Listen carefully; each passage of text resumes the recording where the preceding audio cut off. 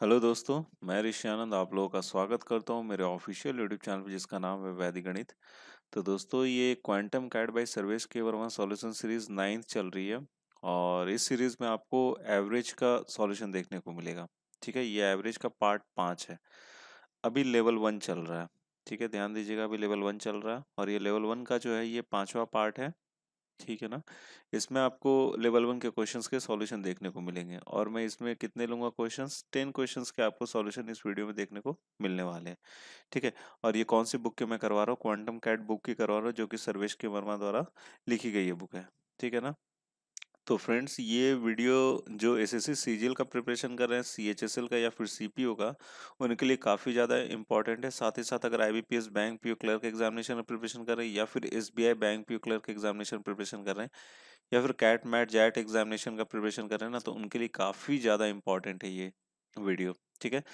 तो एवरेज ऐसे भी देखा जाए तो इससे क्वेश्चंस हर एग्जामिनेशन में देखने को मिल जाते हैं, एक या दो क्वेश्चंस तो हमेशा ही रहते हैं। तो जैसा मैं इसमें आपको सवाल करवाने वाला हूँ वैसे क्वेश्चन ये जितने भी मैंने एग्जामिनेशन बोले ना उसमें मिल ही जाते, इसी तरह के क्वेश्चन मिल जाते। ठीक है। तो बहुत जगह मैं कुछ हो सकता है नया चीज बताऊंगा आपको, फॉर्मूलाज बताऊंगा। ठीक है। तो ये सारी चीजें ना आपको बहुत ज्यादा जरूरी होते हैं किसी भी एग्जामिनेशन के प्रिपरेशन के लिए। ठीक है ना। तो बहुत ध्यान से देखिएगा, शुरू से लेकर अंतिम तक देखिएगा और आप मुझे कमेंट बॉक्स में जरूर कमेंट करके ये जरूर बताइएगा ये वीडियो कैसा लगा आपको। और आप अगर आपको पसंद आया तो प्लीज़ यार अपने दोस्तों के साथ भी शेयर जरूर करना और लाइक भी जरूर करना। ठीक है। और अगर अब तक आप मेरे टेलीग्राम चैनल पे नहीं जुड़े हो, जो मेरा टेलीग्राम चैनल है उसका आपको नीचे डिस्क्रिप्शन बॉक्स में मिल जाएगा उसका लिंक, आप वहां से जाकर डायरेक्टली मेरे साथ जुड़ सकते हो। अगर आप वहां पे मुझसे अगर जुड़ जाते हो तो वहां पे भी आपको नोटिफिकेशन मिल जाया करेगी हर एक वीडियोस की। साथ ही साथ आपको एक फायदा और वहां पे होगा, क्या फायदा होगा वो नीचे भी आपको डिस्क्रिप्शन बॉक्स में वो चीज मिल जाएगा, उसका लिंक। इस वीडियो का आपको पीडीएफ फॉर्मेट जो है वो आपको इस वीडियो का पीडीएफ फॉर्मेट आपको नीचे डिस्क्रिप्शन बॉक्स में मिल जाएगा। ठीक है ना। साथ ही साथ इस टेलीग्राम लिंक पे भी मिल जाएगा और मेरा व्हाट्सएप का जो ग्रुप है उस पे भी आपको मिल जाएगा, वो भी आपको नीचे उसका लिंक मिल जाएगा, तो आप वहां पे भी मुझसे जुड़ सकते हो। ठीक है ना। तो पीडीएफ का भी आपको लिंक अगर चाहिए तो ये दोनों जगह पे मिल जाएगा, साथ ही साथ आपको नीचे डिस्क्रिप्शन बॉक्स में भी मिल जाएगा। ठीक है। तो बाकी के जो 4 पार्ट है ना एवरेज के, वो भी आपको उसके भी लिंक नीचे डिस्क्रिप्शन बॉक्स में मिल जाएंगे, उस वीडियोस के सारे लिंक, तो वो भी आप वहां से भी जाके देख सकते हो। अगर ऐसा नहीं चाहते हो तो आप मेरे चैनल के प्लेलिस्ट में जाओगे, एवरेज वाले प्लेलिस्ट में, तो वहां से भी जाके देख सकते हो। ठीक है ना, कोई दिक्कत नहीं है, आप वहां से भी देख सकते हो, इधर से भी देख सकते हो, जहां से आपकी मर्जी आप वहां से देख सकते हो। ठीक है। तो जैसा मैंने आपको बताया अभी लेवल 1 चल रहा है, तो लेवल 1 ज्यादा टफ नहीं है, सिंपल ही है। लेकिन हमें सिंपल क्वेश्चन भी नहीं छोड़ना है क्योंकि वैसे क्वेश्चन भी एग्जामिनेशन में पूछे जाते हैं। ठीक है ना। तो चलिए देखते हैं, एक एक करके सवाल लेते हैं और उनका सॉल्यूशन देखते हैं। ठीक है।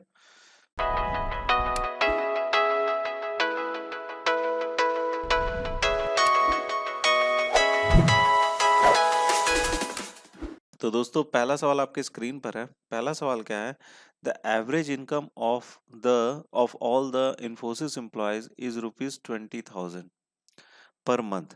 Recently the company announced the increment of ₹2,000 per month for all employees. The new average of all the employees is। ठीक है। देखिए यहाँ पर क्या बोल रहा है ना कि इन्फोसिस में जो एम्प्लॉयज है उनका एवरेज इनकम कितना है, 20,000 पर मंथ है। मंथली जो इनकम हो रहा है वहाँ के एम्प्लॉयज का वो कितना, 20,000 पर मंथ है। ठीक है। अब क्या किया रिसेंटली, क्या किया पर मंथ, कंपनी क्या कर रही है रिसेंटली, उसने क्या किया, 2,000 रुपए पर मंथ सबको एम्प्लॉयज का बढ़ा दिया है। ठीक है, सब एम्प्लॉयज का 2-2 हजार रुपए बढ़ा दिया गया है। तो पूछा जा रहा है कि average of all the employees अब कितना हो जाएगा, average of all the employees. ठीक है।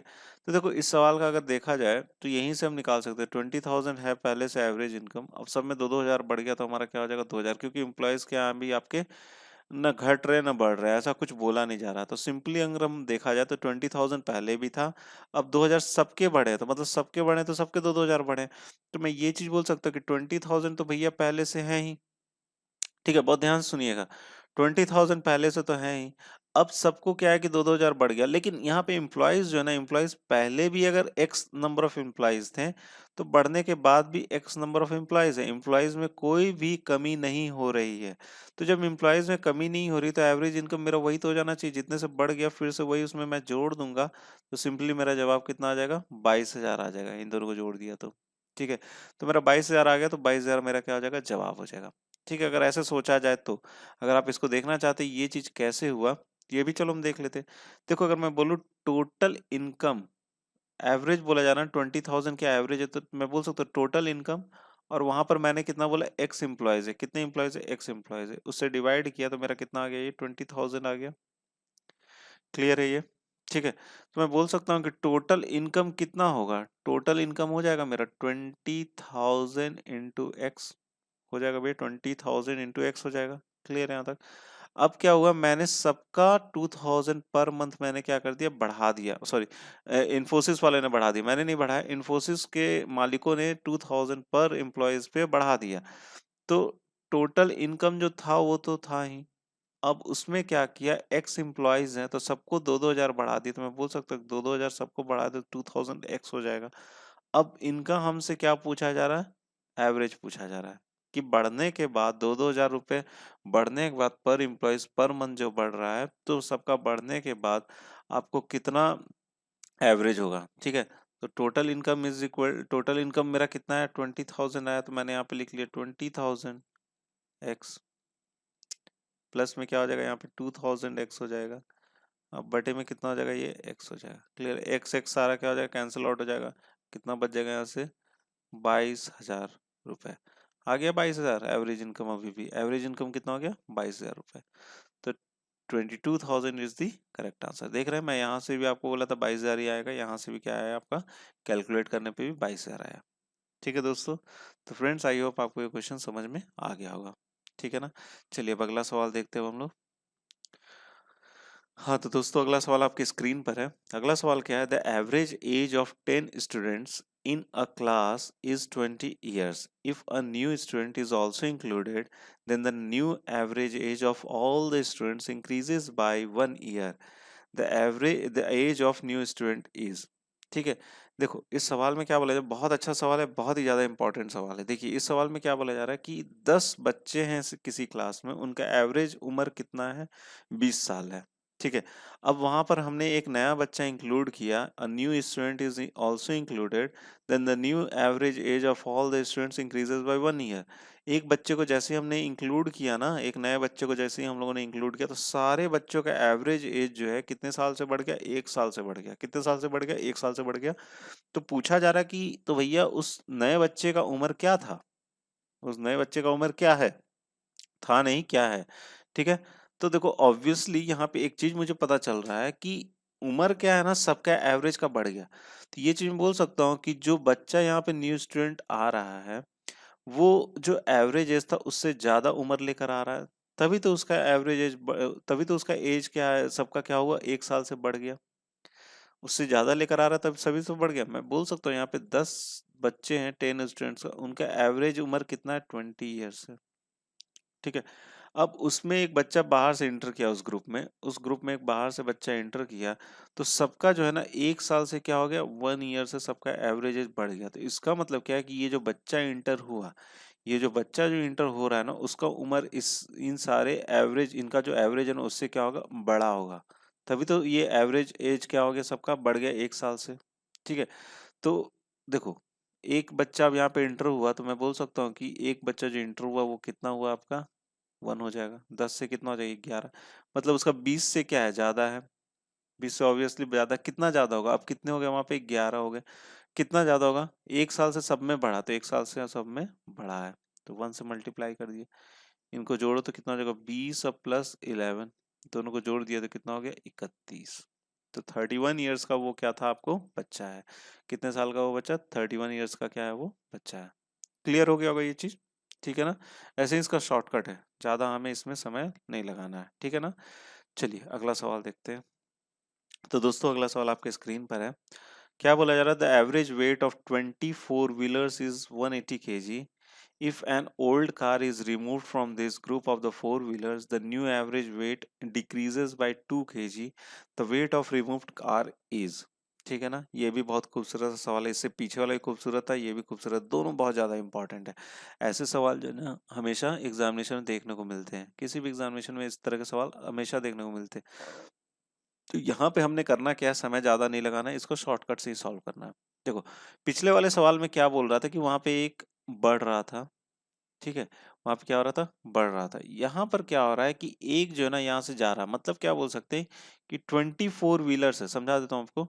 24 व्हीलर्स हैं जिनका एवरेज वेट कितना है आपको, 180 kg कितना है, 24 व्हीलर्स हैं जिनका एवरेज वेट कितना है, 180 kg।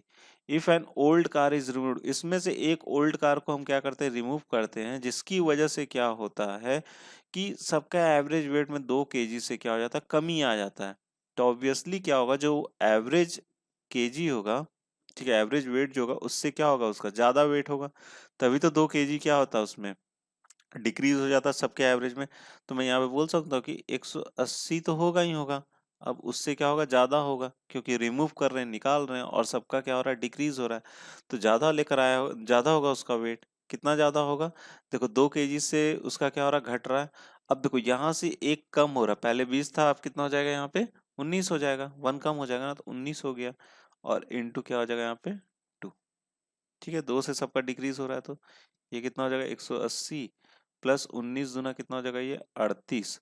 इन दोनों को जोड़ देंगे, कितना हो जाएगा, ये 8 9 10 11, 200 कितना हो जाएगा, 18। मतलब 218 kg का वो 4 व्हीलर था, जिसको हमने क्या कर दिया, रिमूव कर दिया, इसको हमने हटा दिया। ठीक है, तो बी ऑप्शन क्या हो जाएगा, यहाँ से करेक्ट हो जाएगा। क्लियर है ये बात, ठीक है ना। चलिए अगला सवाल देखते हैं अब हम लोग। हाँ तो दोस्तों, अगला सवाल आपकी स्क्रीन पर है। अगला सवाल क्या है, the average price of 3 diamonds of same weights is ₹5 crore, where the average price of two costliest diamonds is double the price of cheapest diamond. The price of the cheapest diamond is, ठीक है, इसी से related हमारे पास दो सवाल है। एक तो 44 भी इसी से रिलेटेड और 45 भी सेम उसी से रिलेटेड, दोनों एक ही से रिलेशन है। ठीक है, दोनों का डिस्क्रिप्शन सेम है, तो इसलिए मैंने दोनों ही सवाल जो है एक जगह लिए। ठीक है, तो सबसे पहले 44 नंबर सॉल्व करते हैं, फिर उसका 45 नंबर सॉल्व करते हैं। ठीक है ना। देखिए क्या बोल रहे हैं, 3 डायमंड्स हैं, 3 हमारे पास डायमंड है जिनके वेट क्या है, सेम है। उनका एवरेज प्राइस कितना है, उनका एवरेज प्राइस है 5 करोड़। ठीक है, where the average price of two costliest diamond is, जो दो कॉस्टलीस्ट डायमंड्स हैं उनका एवरेज प्राइस जो है ना, double the price of cheapest diamond, जो चीपेस्ट डायमंड है उसका डबल है, जो चीपेस्ट डायमंड है उसका क्या है, डबल है। The price of cheapest diamond is, तो हमको चीपेस्ट डायमंड जो उसमें सबसे सस्ता डायमंड है ना, उसका हमको रेट यहाँ पे बताना है। ठीक है, चलिए तो करते हैं, इसको सॉल्व करते हैं। 3 डायमंड है हमारे पास, हमें नहीं पता कौन कौन से डायमंड है, बस इतना बोला जा रहा है कि वहाँ 2 कॉस्टलीस्ट हैं और एक क्या है, चीपेस्ट है। ठीक है, तो यहाँ पर 3 डायमंड ले लिया, D1 D2 और D3, जिनका एवरेज रेट जो है, जो एवरेज प्राइस है, 3 डायमंड का जो एवरेज प्राइस है वो कितना आपको, वो है आपको 5 करोड़। कितना है, 5 करोड़ है। ठीक है, तो मैं यहाँ पे बोल सकता हूँ कि तीनों को अगर मैं जोड़ता हूँ तो D1 plus D2 plus D3 is equal to कितना, जो 15 करोड़, मतलब इन तीनों का जो रेट होगा वो कितना होगा, 15 करोड़ होगा। ठीक है, तीनों का जोड़ने से टोटल रेट कितना हो जाएगा, 15 करोड़ हो जाएगा। ठीक है, अब क्या बोल रहा है, where the average age of two costliest diamonds, दो कॉस्टलीस्ट डायमंड जो, अगर मैं बोलता हूँ D1 और D2, ये दोनों क्या है, कॉस्टलीस्ट हैं। तो average price of, where the average price of the two costliest diamond, इनका जो एवरेज प्राइस है two costliest diamond is double the price of cheapest diamond, is double the price of cheapest diamond. मैंने D3 को cheapest माना, तो D3 clear है, double of the cheapest diamond. तो यहाँ पर मैं बोल सकता हूँ कि यहाँ पर कितना आ जाएगा आपका, D1 plus D2 plus D3 है, इज इक्वल टू कितना, 15 करोड़ है। ठीक है ना। अच्छा मैं यहाँ पे इसको ऐसे लिख सकता हूँ, D1 plus D2 is equal to कितना हो जाएगा, 4D3 हो जाएगा ना। अब मैं यहाँ पे D1 D2 की इस इक्वेशन में वैल्यू पुट कर देता हूँ, तो यहाँ पे लिख सकता हूँ 4D3 plus D3 is equal to 15 crore होगा ना। यहाँ से कितना हो जाएगा, 5D3 इज इक्वल टू हो जाएगा 15 करोड़, और यहाँ से D3 की वैल्यू कितनी आ जाएगी, 3 करोड़। मतलब जो चीपेस्ट डायमंड है ना, ठीक है, जो चीपेस्ट डायमंड है ना, उसका रेट कितना आपको, 3 करोड़ क्या है, चीपेस्ट डायमंड का। तो कौन सा ऑप्शन सही हो जाएगा हमारा, हमारा ए ऑप्शन क्या हो जाएगा, यहाँ से करेक्ट हो जाएगा। ठीक है दोस्तों, तो समझ गए होगे आप, चीपेस्ट जो डायमंड है हमारा उसका कॉस्ट कितना है, 3 करोड़ रुपए है। ठीक है, अब देखिए आ जाते हैं दूसरे सवाल पे, इसी से जो रिलेटेड है। In the previous question the price of the costliest diamond is, देखिए यहाँ पर क्या बोला जा रहा है ना कि चीपेस्ट जो डायमंड है ना उसका कॉस्ट कितना होगा। ठीक है, इन द प्रीवियस क्वेश्चन, जो प्रीवियस क्वेश्चन में जो आपका चीपेस्ट डायमंड है उसका कॉस्ट क्या होगा। देखो इसके बाद हमें कुछ बोला नहीं गया है, इसके बाद हमें कुछ बोला नहीं गया। अगर हमसे पूछा जाता कि दोनों का रेट कितना होगा, ठीक है, दोनों का रेट अगर हमसे पूछा जाता है कि D1 D2 दोनों का, क्योंकि यहाँ पे कॉस्टलीस्ट जो ये दोनों हैं, D1 भी कॉस्टलीस्ट है, D2 भी कॉस्टलीस्ट है, बस चीपेस्ट हमारे पास पता था कि D3 हमारे पास चीपेस्ट है, तो हमने D3 को निकाल लिया था, चीपेस्ट बोला एक बोला गया था। लेकिन इसमें नहीं ये बताया जा रहा कि दोनों का रेट बराबर है। अगर बोला जाता रेट दोनों का बराबर है तो हम निकाल सकते थे, या कुछ यहाँ पे और एक कंडीशन देनी चाहिए थी, या तो बराबर है या तो इतना गुना है या उतना गुना, कुछ भी रेशियो से कुछ भी देता ना, तब जाके हम निकाल सकते थे। अदरवाइज यहाँ पे ऐसा कुछ दिया नहीं गया तो हमें एक अंदाजा नहीं लगाया जा सकता। तो यहाँ पे क्या हो जाएगा आपका कांट बी डिटरमाइंड, और भी हमें कुछ यहाँ पे डेटा अगर प्रोवाइड होता, अभी ये यहाँ पे इस क्वेश्चन में डेटा इनएडिक्वेट है, इसलिए हमें ये क्वेश्चन का आंसर बताना थोड़ा मुश्किल है, तो इट कांट बी डिटरमाइंड होगा। ठीक है, चलिए बढ़ते हैं, अपना अगला सवाल देखते हैं। हाँ तो दोस्तों अगला सवाल आपकी स्क्रीन पर है। अगला सवाल क्या है, Praveen gets 40 marks out of 15 computer science, 70 out of 100 in manufacturing science, and 142 out of 150 in the professional communication. The average marks of Praveen in percent in all the three subjects is। देखिए काफी simple सा सवाल है, इतना typical नहीं है। क्या बोला जा रहा है, प्रवीण को 40 मार्क्स मिले 50 में, किसमें, कंप्यूटर साइंस में, ठीक है, 70 मिले 100 में, किसमें, मैन्युफैक्चरिंग साइंस में, और 142 मिले 150 में प्रोफेशनल कम्युनिकेशन में।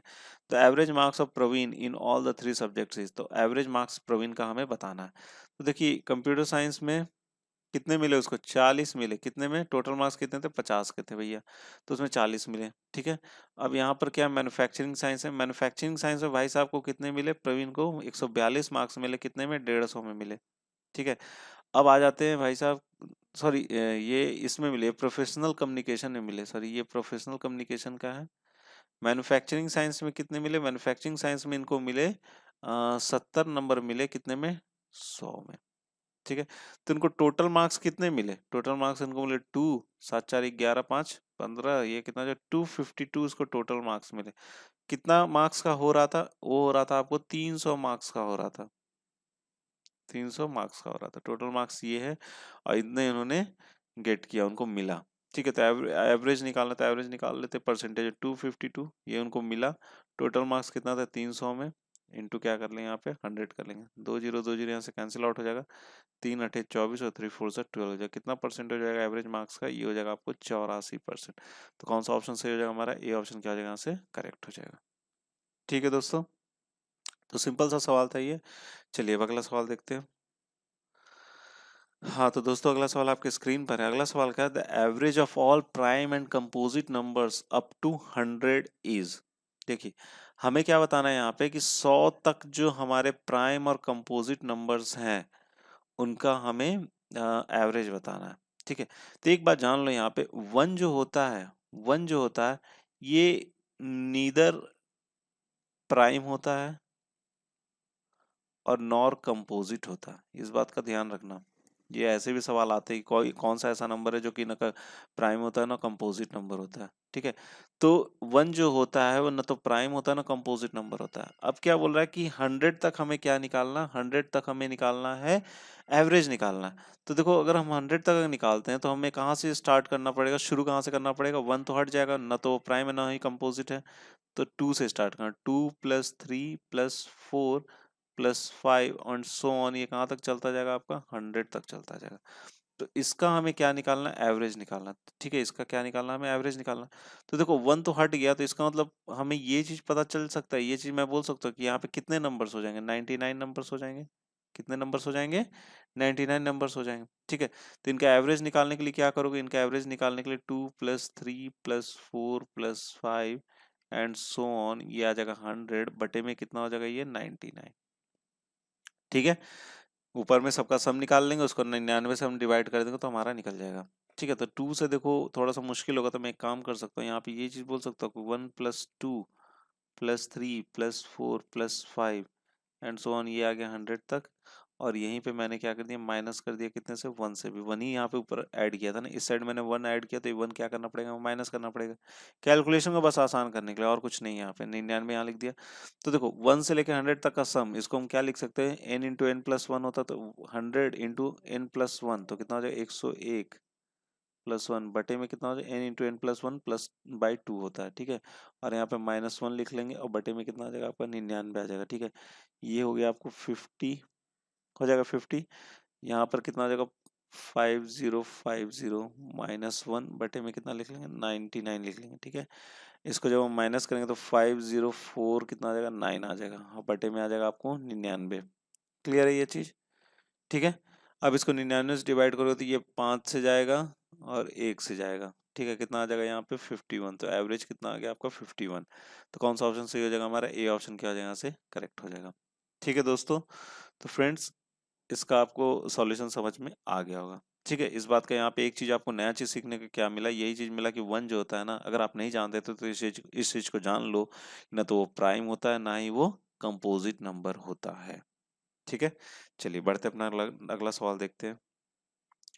हाँ तो दोस्तों अगला सवाल आपके स्क्रीन पर है। अगला सवाल क्या है, the average of all the perfect square up to 100 is, ठीक है। देखिए परफेक्ट स्क्वायर पूछा जा रहा है, परफेक्ट स्क्वायर अप टू 100 मतलब 100 तक, ठीक है। तो 100 तक अगर मैं देखने जाता हूं तो मैं सबसे पहले क्या बोल सकता हूँ, 1 + 4 प्लस ये, इसके बाद मैं लिख सकता हूँ 9, और ये कहाँ तक चलता जाएगा आपका, 100 तक। तो हमको यहीं तक का निकालना है, कहाँ तक का निकालना है, यहाँ तक।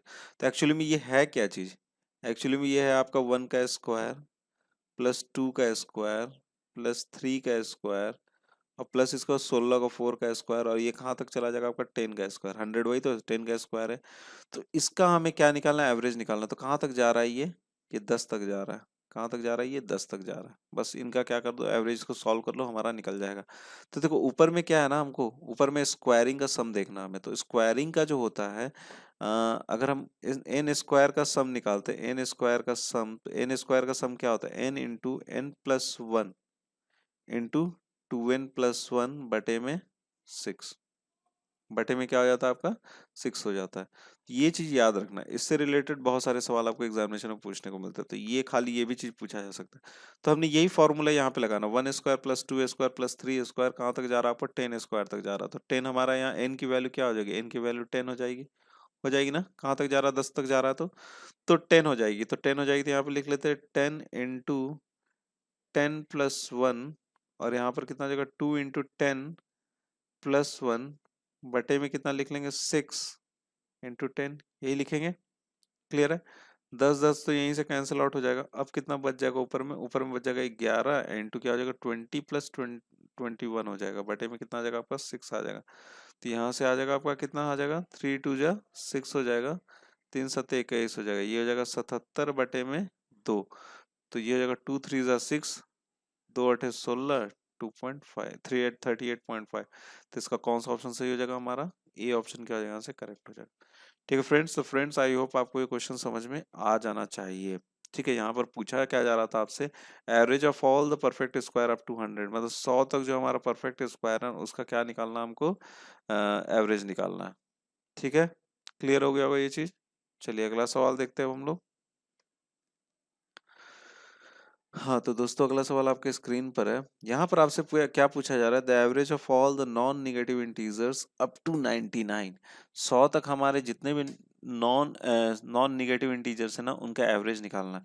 देखो 99 तक, सॉरी 99 तक हमारे जितने भी नॉन निगेटिव इंटीजर्स हैं उनका क्या निकालना है, एवरेज निकालना है। ठीक है, तो नॉन निगेटिव इंटीजर कहाँ से स्टार्ट हो जाएंगे, देखो जीरो से ही स्टार्ट हो जाएंगे, इंटीजर तो जीरो भी होता है, तो जीरो से स्टार्ट हो जाएंगे, 0 + 1 +2 एंड सो ऑन, ये कहाँ तक चलता जाएगा आपको, 99 तक चलता जाएगा। ठीक है, प्लस, तो यहाँ से लेके यहाँ तक कितने हो जाएंगे, जीरो से स्टार्ट कर रहे हैं ना और 99 पे खत्म हो रहा है, तो यहाँ पर कितने टर्म्स हो जाएंगे, 100 टर्म्स हो जाएंगे। क्लियर है, कितना हो जाएगा, 100 टर्म्स हो जाएंगे। तो अब इनका क्या निकालना है, हमने हमने इनका सम निकालना है। कैसे सम निकल जाएगा, n इंटू n+1 बटे में क्या हो जाएगा, 2, यही होगा ना। अभी हमने देखा है n इंटू n+1 बटे में 2 हो जाएगा। तो कितना कहाँ तक जा रहा है, 99 तक जा रहा है, 99 इंटू 99 + 1 कितना हो जाएगा, ये 100, और बटे में कितना लिख लोगे 2। हमको कहाँ तक देखना, 100 टर्म्स तक देखना। कहाँ तक देखना हमें, 100 टर्म्स तक देखना था। ठीक है, तो एवरेज निकालना, तो एवरेज के लिए क्या करोगे, 100 से फिर डिवाइड कर दो, तो यहाँ पर क्या लिख देंगे हम लोग, 100। ठीक है, क्लियर है। ये 100 100 क्या हो जाएगा, कैंसिल आउट हो जाएगा। ये कितना हो जाएगा, 99 बटे में 2, 2 4 सा 8 हो जाएगा, 2 9 कितना हो जाएगा, 18 हो जाएगा, 49.5 हो जाएगा। ठीक है, 49.50 क्या हो जाएगा, इसका एवरेज हो जाएगा। तो कौन सा ऑप्शन सही था हमारा, बी ऑप्शन क्या था यहाँ से करेक्ट था। ठीक है दोस्तों, क्लियर है। ठीक है ना, ये फॉर्मूला यार याद रखना, ठीक है ना। जहां तक हमको जोड़ना होता है ना, वहां तक हम लोग क्या होना चाहिए आपको, इस तरह से होना चाहिए, सीरीज में होना चाहिए, जिससे हम लोग उसको जोड़ सकते हैं। जहाँ पे ज्यादा का डिफरेंस नहीं होना चाहिए, 1 का डिफरेंस है तो आराम से वो क्या हो जाएगा, उसका जवाब निकल जाएगा। ठीक है, चलिए अगला सवाल देखते हैं। देखिए अगला सवाल आपके स्क्रीन पर है। अगला सवाल में क्या बोला जा रहा है, the average of 7 14 21 28 and so on कहाँ तक चलता जा रहा है आपका, 77 तक चलता जा रहा है। तो इनका एवरेज निकालना, तो इनका क्या करना पड़ेगा, हमें जोड़ करना पड़ेगा। 7 है, फिर प्लस में कितना आपको 14 है, प्लस कितना आपको 21 है, और प्लस में कितना आपको 28 है, एंड सो ऑन चलता जा रहा है। ये कहाँ तक जा रहा है आपको, 77 तक चलता जा रहा है। अब इनका एवरेज हमको निकालना है। तो देखो सबसे पहले हमें ये चीज, यहाँ पे आपको कुछ चीजें, नई चीजें सीखने को मिलेंगी, तो ध्यान से सुनिएगा। यहाँ पर हमको क्या बोला गया कि इन सब का हमको क्या निकालना, सम निकालना है। तो एक चीज आप यहाँ पे एक चीज कर सकते हो कि सब में क्या है, 7 कॉमन है। तो हम एक काम कर सकते हैं, इसको दो तरीके से बना सकते हैं। ठीक है ना, या तो इसमें 7 कॉमन आउट कर लो, बाहर निकाल लो। ठीक है, फिर उनका सम करके उनका एवरेज निकाल लो, और उससे फिर 7 से क्या कर दो, गुना कर दो। एक तो वो तरीका है। फिर एक तरीका ये है कि मैं यहाँ से 7 से लेके कहाँ तक जा रहा, 77 तक जा रहा है। मुझे नहीं पता है कि 77 कितने टर्म्स पे आ रहा है, बस मुझे ये चीज पता चल रहा है कि सब में क्या है, 7 का डिफरेंस, सब में क्या आपको 7 का डिफरेंस है, और ये कहाँ तक जा रहा है आपको, 77 तक जा रहा है। तो मुझे सबसे पहले ये चीज पता करना पड़ेगा, यहाँ पे नंबर ऑफ टर्म्स कितने हैं। ठीक है, नंबर ऑफ टर्म्स कितने हो रहा है 77 तक जाते वक्त। तो एक हमारे पास फॉर्मूला था, T n is equal to a plus n minus one, minus है ये, इंटू डी। ठीक है, तो टी एन क्या हो गया, हमारा टर्म्स हो गया, लास्ट टर्म हो गया। ठीक है, ए क्या हो जाएगा, फर्स्ट टर्म हो जाएगा। एन क्या होता है हमारा, नंबर ऑफ टर्म्स हो जाता है, कितने नंबर है यहाँ, कितने नंबर ऑफ टर्म्स है यहाँ पे। ठीक है, डी क्या हो जाता है आपका, कॉमन डिफरेंस हो जाता है। तो इस बात को समझिए, एक नया चीज आपको यहाँ पे सिखा रहा हूँ, बहुत जगह ये चीज काम आएगा। ठीक है, टर्म्स कितना, लास्ट टर्म हमारा कितना है, 77। पहला टर्म कितना है यहाँ पे, 7 है, प्लस एन हमको तो निकालना ही है, कितने नंबर ऑफ टर्म्स है। डिफरेंस कितना है, सब में 7 का डिफरेंस है, तो यहाँ पे क्या हो जाएगा, 7। तो देखो 7 यहाँ पे, 7 यहाँ पे, तो मैं कौन आउट करके निकाल सकता हूँ, 7 यहाँ पर कितना हो जाएगा आपका, 11। 11 इज इक्वल टू कितना हो जाएगा, 1 प्लस एन माइनस वन। तो 1 1 क्या हो गया, कैंसिल आउट हो गया। एन इज इक्वल टू कितना हो जाएगा, 11 हो जाएगा। एन इज इक्वल टू कितना हो गया, 11 हो गया। क्लियर है, नंबर ऑफ टर्न्स निकल गए। अब मैं यहाँ से इनका सम निकाल सकता हूँ, एकदम निकाल सकता हूँ। S n is equal to मैं क्या बोल सकता हूँ, S n is equal to बोल सकता हूँ, एस एन का फॉर्मूला क्या होता है, एन बटे में 2 into 2 a plus n minus one into d, यही होता है। बस यही चीज हमें यहाँ निकालना है। तो एन इज इक्वल टू कितना है, 11 है ना, 11 बटे में क्या लिख लेंगे, 2। ठीक है, 2 इंटू ए, 2 इंटू कितना हो जाएगा आपको, 7 हो जाएगा, प्लस एन माइनस वन। तो 11 माइनस वन कितना हो जाएगा, 10 हो जाएगा, इंटू डी, डी कितना आपको कॉमन डिफरेंस है आपको 7 का। ठीक है, यहाँ 70 हो गया और दूनी 14 हो गया, कितना हो जाएगा, ये 84 हो जाएगा। 11 बटे में 2 इंटू 84 हो जाएगा। ठीक है, क्लियर है। 2 से हमने इसको डिवाइड किया, 2 4 जाए, 2 2 4 हो जाएगा। तो कितना हो जाएगा यहाँ से, मतलब एस एन मेरा कितना आ गया, एस एन मेरा आ गया 11 इंटू 42 आ गया। कितना आ गया, एस 11 इंटू 42। अभी हम इसको गुना नहीं करेंगे, हमने क्या निकालना था, एवरेज निकालना था। कितने नंबर ऑफ टर्न्स तक गए थे हमारे, 11 तक गए थे। तो एवरेज इज इक्वल टू कितना हो जाना चाहिए, एवरेज इज इक्वल टू हो जाएगा आपका 11 इंटू 42, ये टोटल सम है। कितने तक जाना था हमको, 11। तो 11 से क्या कर देंगे, डिवाइड कर देंगे। 11 11 कैंसिल आउट हो गया, कितना बच गया यहाँ पे, 42। तो इनका एवरेज कितना हो जाएगा, 42। तो कौन सा ऑप्शन सही हो जाना चाहिए हमारा, सी ऑप्शन क्या हो जाएगा यहाँ से करेक्ट हो जाएगा। ठीक है दोस्तों, तो दोस्तों आई होप आपको ये क्वेश्चन समझ में आ गया होगा। ठीक है ना, 42 इनका क्या हो जाएगा, एवरेज हो जाएगा। क्लियर है। तो दोस्तों ये इस वीडियो का अंतिम सवाल था, और मैं आशा करता हूँ कि आपको इस वीडियो में मैंने 10 सवाल के आपको सॉल्यूशन करवाए हैं, और 10 सवाल के सॉल्यूशन आपको समझ में आ गए होंगे। ठीक है, तो फ्रेंड्स आपको ये वीडियो कैसा लगा, प्लीज़ आप मुझे कमेंट बॉक्स में कमेंट करके ज़रूर बताइएगा। और अगर आपको पसंद आता तो यार लाइक जरूर करना, और सब्सक्राइब भी करना मत भूल जाना। ठीक है, और अपने दोस्तों के साथ भी शेयर जरूर करना। ठीक है। तो एट लास्ट दोस्तों, thank you so much for watching my video and best of luck for your future.